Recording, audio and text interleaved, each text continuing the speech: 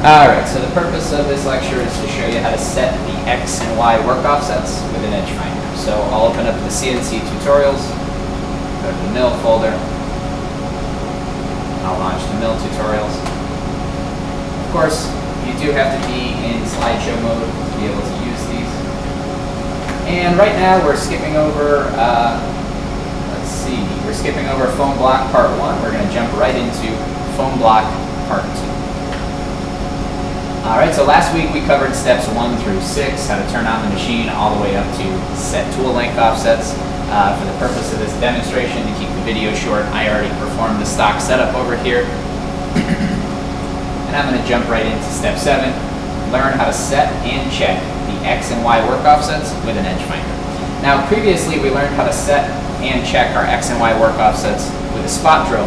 But the problem was that was really low precision. We could really only get that within maybe plus or minus 50 thousandths by eye on a good day. Here we should be able to get our offset within plus or minus 2 or 3 thousandths, depending on your level of experience with the Edgefinder. So this is real simple here. You just have to follow 7 steps, but you'll find that there are many steps within those steps, and they require a lot of practice to get them down. First things first, let's ensure that the spindle is empty. The easiest way to do this is a manual tool change. Take the tool out of the spindle. It says we're going to command 1, 2, 3, 4 RPM. And that is not an accident. I really do want you to do 1, 2, 3, 4 RPM because the maximum RPM that the Edgefinder is capable of running at is about 1200 RPM.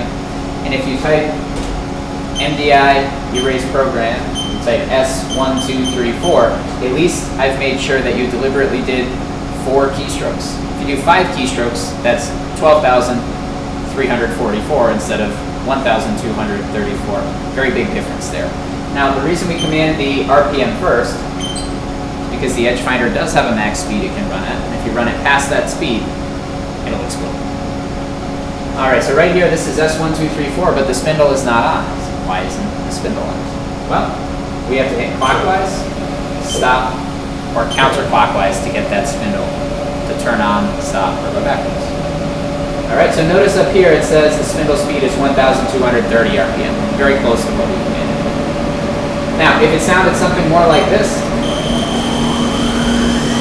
that would be a problem. If the Edgefinder was in there right now, it would have already broken. So we always command the RPM before we use the Edgefinder because even if you know what you're doing, you've done this many times before, if the end of the last program used the chamfer mill, it's very likely that the spindle's going 6,000 RPM or higher, oftentimes higher. So if you just put the Edgefinder in there and hit clockwise, it's going to be going at whatever that RPM was, let's say 6,000 RPM. Well, that will destroy the Edgefinder. Alright, so now we know how fast this is going, so now we'll call up the Edgefinder.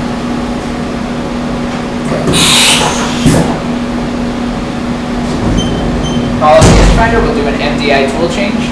We already learned how to do that in previous practicals. We'll say T22M6, Z-axis is all the way home, rapid 25%, position, distance to go. So to change that position screen, of course, I just click Posit on the display keypad. Alright. I hit MDI again to make this screen active, otherwise it won't run. Now I hit cycle stop. Notice again I got my thumb on feed hold the entire time.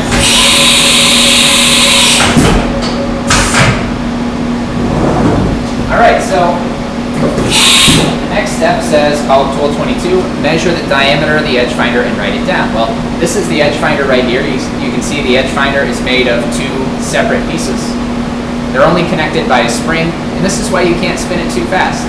If you spin it too fast, this spring is the only thing holding on, it'll just break, it'll shoot off into the shop. You know, these are $25+ depending on what quality you pay for.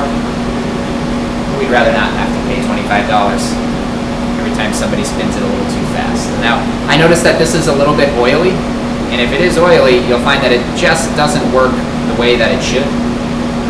So I'm taking some time to just clean the oil off of all the surfaces. So this way, there's a little bit of friction in between the top and the bottom.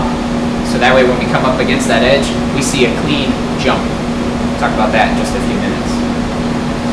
Alright, so here's the Edgefinder. I should measure the diameter and write it down. Alright, so I'll grab dial calipers, And I'm going to measure this diameter. Notice that there's a small flat on this edge finder. I want to measure from round part to round part. I am not measuring across the flat. If I measure across the flat, I'll get the wrong size. That flat just makes it a little bit more pronounced when the bottom jumps off. It'll give you a little ticking noise as well. Not all edge finders have that flat. Our edge finders do. So when I measure this diameter, I see that it is 200 thousandths. So I'll write that down. 200 thousandths. Okay, that will become important later. Now our next step is to set the x-axis. So basically, we're going to take this tool, drive it into the left edge of the part. When we do that, we'll have this spinning. And because it's only two pieces connected by a spring, it'll look like the bottom is not aligned with the top. As it's spinning, when we come in, only the far side will push off and it'll start to look like one piece, and at some point, it'll shift off. And when it does shift off, you've gone one step too far, you back up one step, and that's where you save your offset. But the thing is, when you touch off with an edge finder,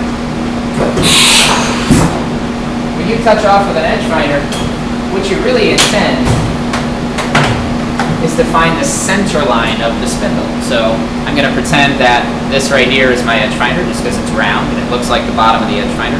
And let's pretend that the center point of this edge finder is right where that black dot is. Now the problem is, if this piece of paper is my part and this is my edge finder, when I come in and touch off to the left edge, is the center of the tool exactly aligned with the edge like I'd like it to be?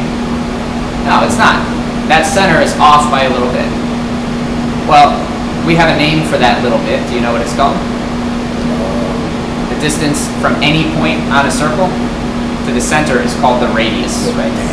So we can measure the diameter.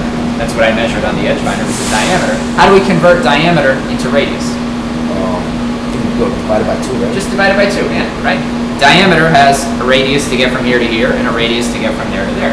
Well, when we touch off with an edge finder, we need to compensate for the radius. Now we do have to be careful here because you can compensate negative, which would be the wrong way in this application, or you can compensate positive, which is what you want. Right, so this process is pretty mistake prone because of that. Right. So looking back at the tutorial here, we see setting the x-axis is actually 3 different steps. Number 1, or A, is drive the edge finder until it shifts off. B is record the machine position, and then C is compensate for the radius. More often than not, before students are experienced with this, they miss step C, and that causes their work offset to come out incorrect. All right, so we're still on step 5, set the x-axis. So I will quickly and efficiently approach the part, following all the same rules that we learned in the other tutorial. I say all the rules, really there are only 2 rules, right? Anytime you change speed or direction, grip the full circumference of the wheel and check it before you use the speed wheel. And the second rule applies here. If you're moving the z-axis down and you're within 2 inches, don't use the speed wheel anymore. Switch to the full circumference. Now, notice I'm approaching the part quickly in 10,000ths increment. I'd say the edge finder is probably within a 1/4 inch of that surface at this point. I haven't even turned the spindle on yet. It's safer to approach with a spindle that's not spinning, so that way you don't ram the edge finder into something. When I get there, I'm going to find the flat that's on the edge finder, and I'm going to push the edge finder away from me. And now I'll turn the spindle on. And you can see that that's very clearly 2 separate pieces. So up until now, I've been using the 10,000ths increment on the controller. That's our general purpose fast speed. I'm going to switch over to 1,000. That's our general purpose low speed. Keep in mind, 100,000ths increment all the way on the right. It's so fast we disabled it. Tenths of thousandths increment. That's so slow. It's not practical to use that. It would take too long. So you really have fast or slow. 10,000ths is fast. Thousandths is slow. Right now, we're going to touch off with the slow speed. So unlike when you set tool length offsets where you rough it out in 10,000ths and then finish it in thousandths, here we're just going to get close without touching anything in 10,000ths. And when we use the edge finder, we will only use it in thousandths. It's because 10,000ths is so aggressive, you'll break the edge finder if you become too many clicks. So we're approaching in thousandths increment. Now right now it's kind of hard to see, but it's starting to look more and more like one piece. So it was very clearly defined as two pieces. It was spinning. I approached fluidly with the handle. So that way I'm not taking all day to do this, right? And as I approach fluidly, it starts to look more and more like one piece, so it's not doing this anymore. It's starting to just spin like that. But I don't really know exactly where that edge is until the bottom shifts off. So it's either going to shift off that way or it's going to shift off this way. So now that I see it's pretty much one piece, I'm going to switch over from going fluid on the handle. I'm going to go one click at a time. And maybe you can see it from where you're standing, maybe not. You can take a step and get a little closer if you'd like. I want you to tell me when this shifts off. 1, 2, 3, 4, 5, 6. That was it right there. Now it's very subtle and hard to see. This is why it's so important to have your hair tied back and have nothing hanging off of your person. You can lean in there like this. Put your head a little closer. Now, another thing that I did, I noticed that the way covers of the machine, these steel things, and on the back, they're gray. The Edgefinder's gray, the bottom of the Edgefinder's black. It's really hard to see the distinction between all those different shades of gray. But you notice I put my head in here, then I move my head over here, so that my eyes are looking against the white background. Every one of our mills has that white background, so there's a nice little trick you can use. Don't get your head anywhere close to anything spinning, but there is plenty of room in there where the spindle's here, your head's over here, and you're looking at a white background. That makes this much easier to see. So right there, we've shifted off. Now really, we actually went one step too far. We want to find the position where the Edgefinder is most aligned, but it looked like it was aligned for, I don't know, what was it, 7 clicks or so? That was 6. Whatever it was, 6 clicks is different every time. So we actually went past that, so we have to back up one. And then we can stop the spindle, so we have something. All right, so that was step A. Drive the Edgefinder into the edge until it shifts off. Step B says record the machine position in the work 0 offset register. So I'll press offset to highlight the work 0 offset register. Notice it's highlighted in white. Now which axis are we setting right now? X. And which work offset register are we using? G54, G55, G56? We're using G54. Now keep in mind, all of your offsets come from machine position. So machine position in the X right now is minus 10 inch 276, and I certainly could type that in there. But if you notice, when I type that in there, I actually transposed the numbers. I typed in minus 10 inch 267 instead of minus 10 inch 276, and that's a common mistake to make. So because of that, our controller has a hotkey that will put that in there for you. The hotkey is called part 0 set. So notice that G54X is highlighted currently. If we press part 0 set, that will look at this machine page. It will find whatever axis is highlighted here in the white page. It does not matter which axis is highlighted down here in the position page. So for whatever is highlighted in the work 0 offset page, and it will return that number from the machine position column. Pretty cool.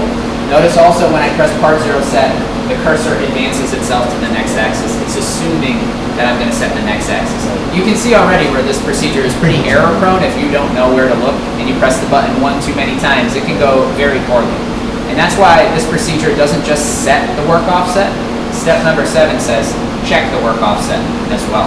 Now I've done a lot of talking since I told you about compensating for the radius of the Edgefinder. And you probably think we're done with this step right now, right? Because I distracted you with other things. Nah, we only did steps 5A and 5B. We drove the Edgefinder until it shifted off. We did record the machine position, but we didn't compensate for the radius of the Edgefinder yet. And when you're learning, you'll find you do the same thing. You're concentrated on all the details, you forget to compensate for the radius. All right, well, which way do we need to compensate for the radius? Remember, we command the tool's position, not the part's position. So if we are right here right now, which way do we want to move the tool to get it so that the center line is directly over the edge of the part? We want to move the tool to your right and that would be X positive, right? You can use the left-hand rule to help you figure this out. You have X positive, Y positive, Z positive. So yes, the tool does want to go positive. Here's another place where a mistake could happen. A lot of people will go negative instead of positive. Or if you type in the diameter instead of the radius, because you measured the diameter and just not thinking, I guess, well, that would cause it to be off too far to the right. So in this case, we do just want to go 100 thousandths. So I will cursor to highlight the G54 x-axis. I'll type in, what's the radius? The diameter is 200 thousandths.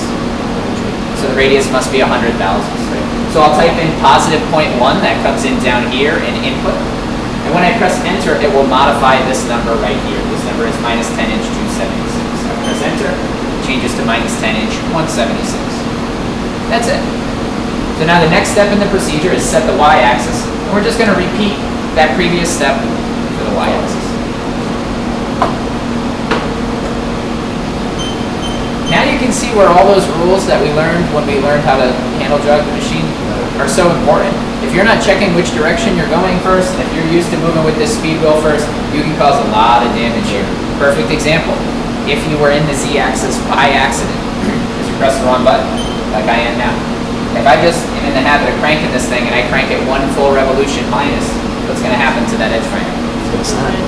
It's going to slam right into the foam block. And by the way, that's why we start with foam blocks. And if you look at the foam blocks, you can see many of them have the impression of an Edgefinder right in them. And it's for that reason, right?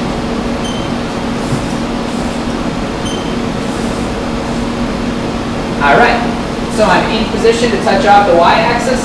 I'll orient the Edgefinder so I can see the flat, and I will push the bottom of the Edgefinder so that if the flat is right here, I'm pushing it that way. I'll turn the spindle on and I'll jog in thousandths. Now right now I'm going fluid, right?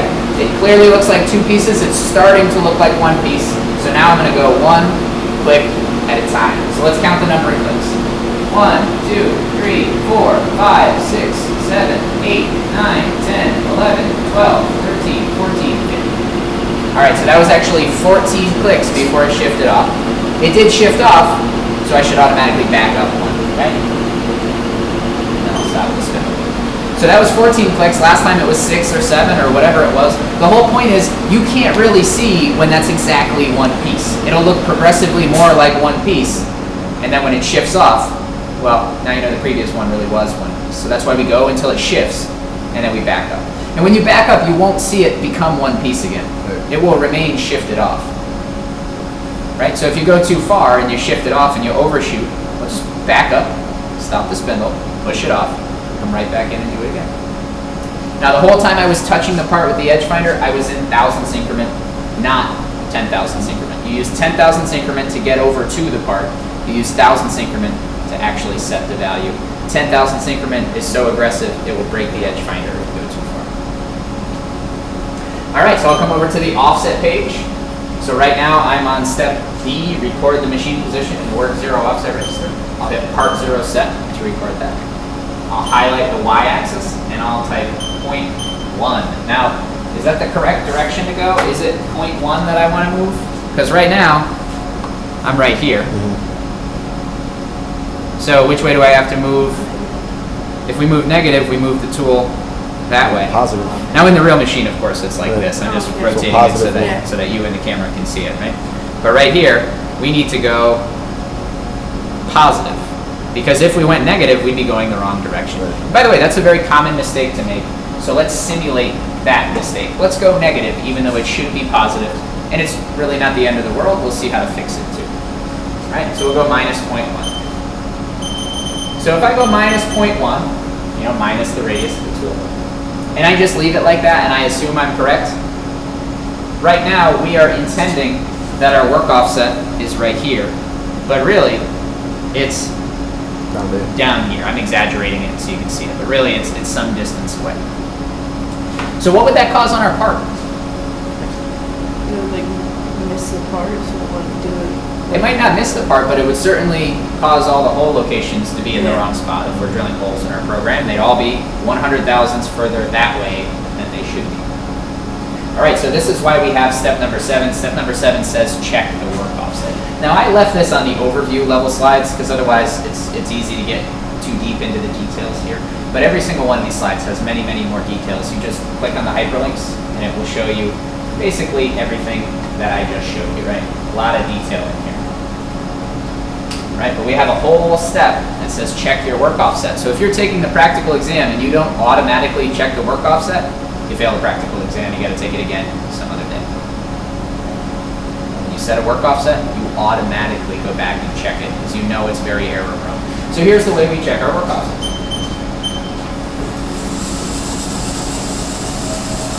We're about to do an MDI tool change, so of course, I go all the way up into Z, that's Z home position, is all the way up. I go MDI erase program, I'm going to type in T2M6. That comes in input, I press enter and put it up here. Rapid 25, distance to go, one thumb on cycle start, one on feed hold, and I press cycle start. Now the reason that we did a tool change because right now I have a pointy tool in position. It's very easy to see where the center of that is. If you were using an end mill or a face mill, it would look something like this. Is it easy to see where the center of that is? Nope.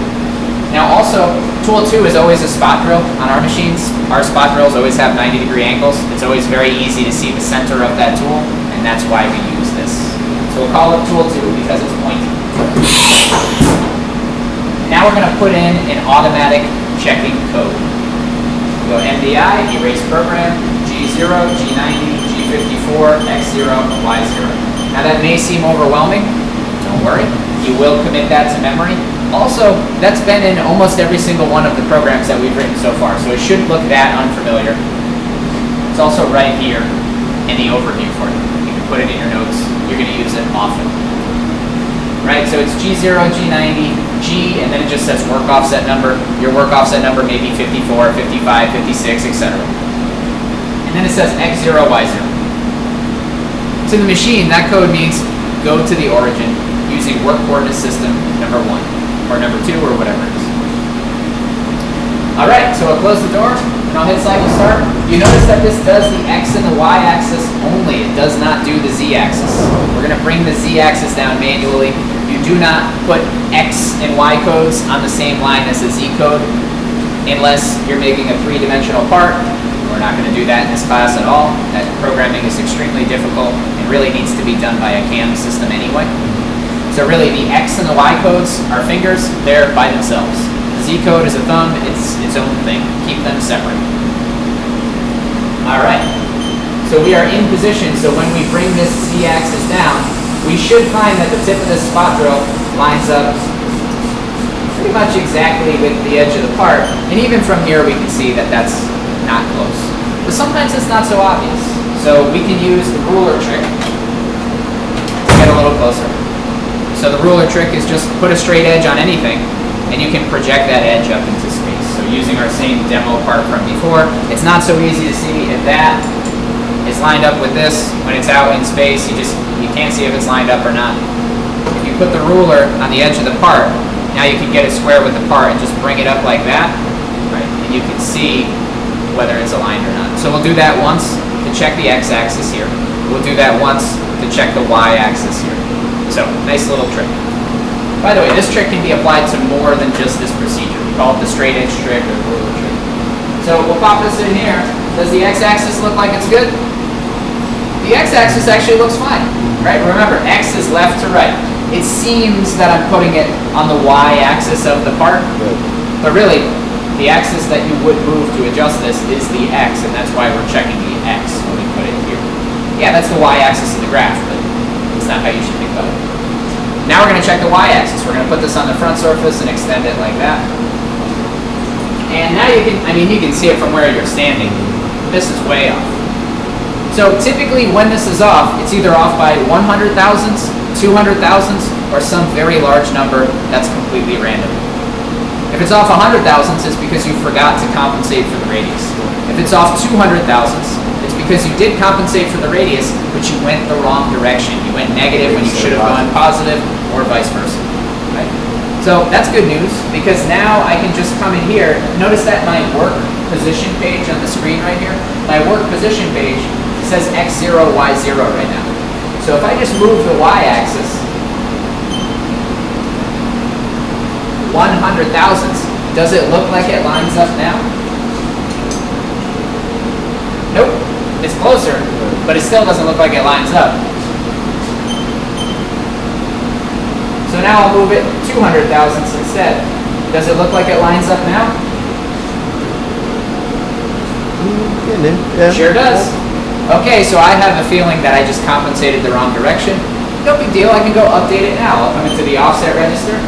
See, I have G54Y highlighted, and right now my Y happens to say minus 12 inch 731.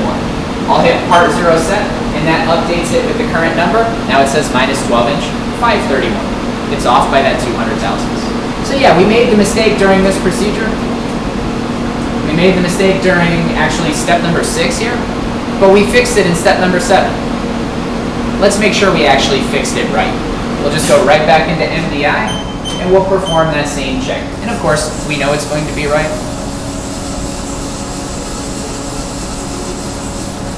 But it's always worth checking. So I'm actually going to move the X and the Y axis just a little bit, so that way you see it move when we do this check. Look, that check is still in there, right? MDI doesn't erase the information. In this context, I didn't hit MDI in erase program, I just hit MDI, and I'll hit cycle start, because I know exactly what that does, and I know that's what I'm about to type in anyway. 25% distance to go, one thumb on cycle start, one on feed hold. We see it move.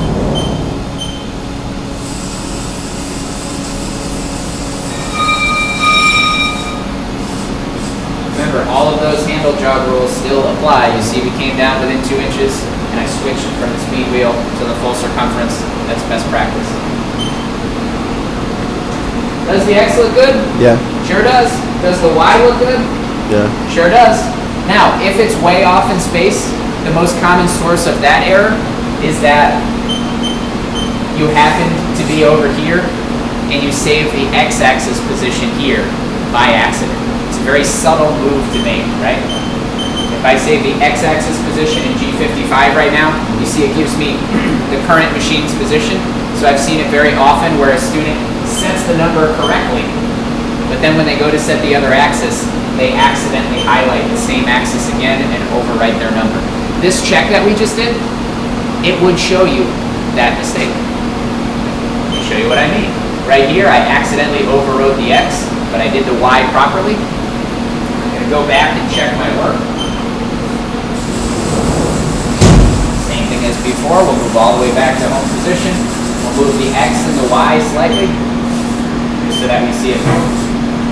And now in MDI, because I stored those new numbers in G55 so that I wouldn't upset G54, this checking code now has to switch from G54 to G55. So I'll highlight the G54 on the cursor to highlight it. And I'll simply type G55, that comes in down here in input.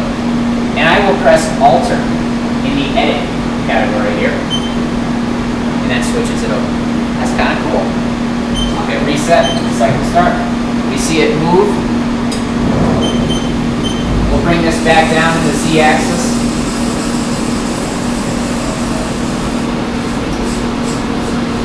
How come that's in the wrong spot?